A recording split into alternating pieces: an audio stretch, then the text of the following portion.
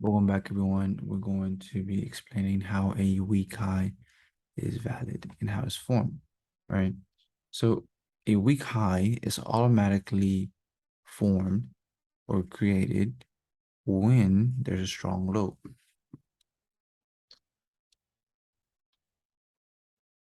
It's going to automatically create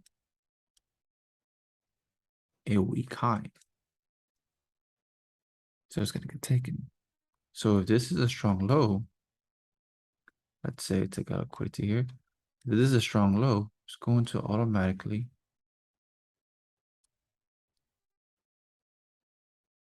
create a weak high.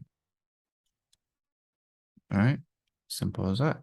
So a weak high is created after a strong low is created, right?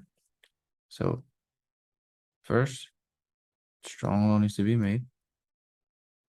Then the weak high is created, all right? And that's how you get your weak high. That's it for now. On to the next one.